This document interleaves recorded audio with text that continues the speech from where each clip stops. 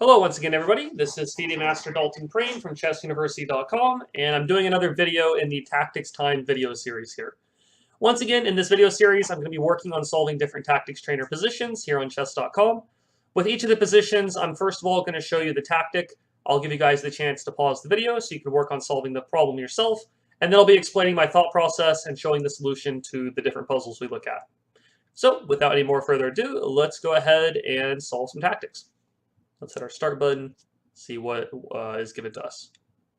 Okay, so in this position here, it is black's move at the moment. Go ahead and pause the video and see what you can come up with for black in this position.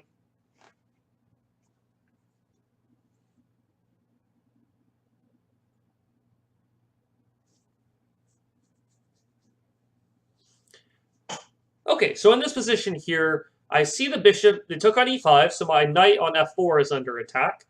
One thing I would like to do here, first of all, I always look for my checks and stuff like that. Knight h3 check and knight e2 check are the only checks that I see.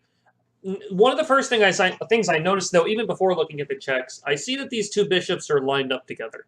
I would like to play rook e8 here, but he'll just go ahead and take my knight on f4. I take the bishop on e4, and then the bishop moves off of f4, and we've pretty much just traded a bishop for a knight there.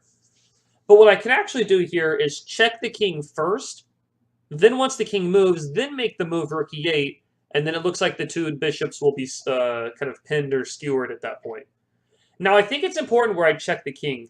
If I check on h3, the king goes to g2, and then my knight is attacked. So if I did rook e8, he takes my knight, I take a bishop, he moves the other bishop, and I pretty much just trade pieces.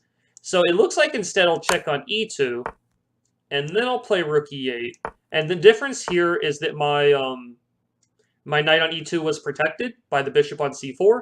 So white plays bishop f3. It looks like in this position he's trying to counterattack my knight, but I'm going to go ahead and take the bishop here.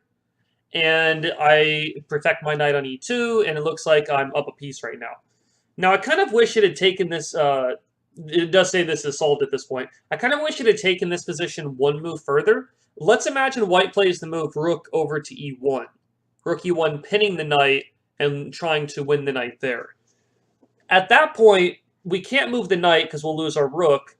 Actually, now I might take that back. We could play like knight f4. Rook takes e5, knight d3 check, forking the king and the rook. King e3, knight takes e5, and we're up a piece there. So knight f4 does actually work with kind of a counter-attacking, kind of counter-tactic in a way.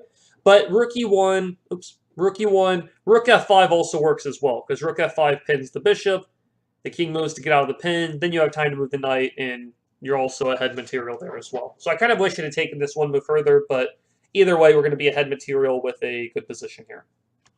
Okay, let's move on to our next position. All right, so black here has just made the move bishop to e6. Go ahead and pause the video and see what you can come up with for white in this position here. White to move.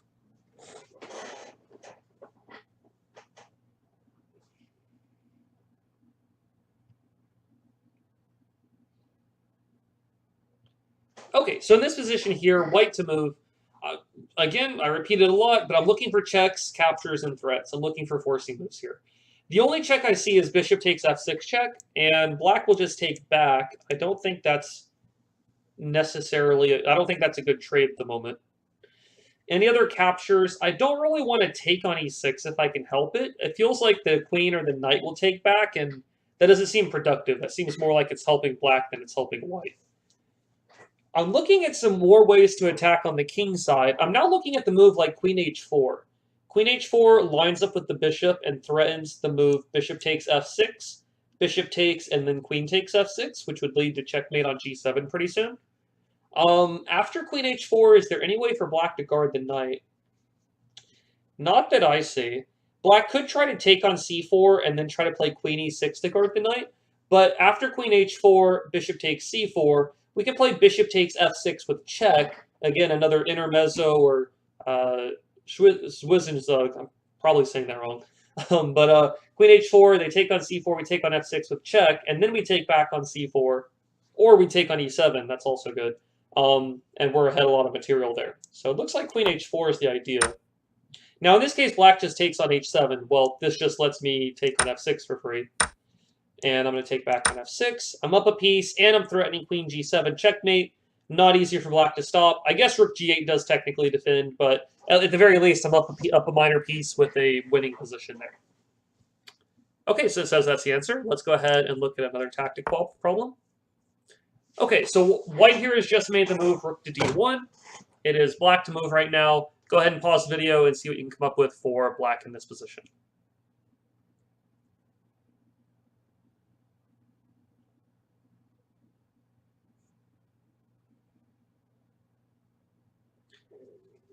Okay, so black's moving this position here. White's last move is a little bit of a tricky one. He's pinning the pinning the bishop on d6. So if the bishop moves, we lose the queen on d7.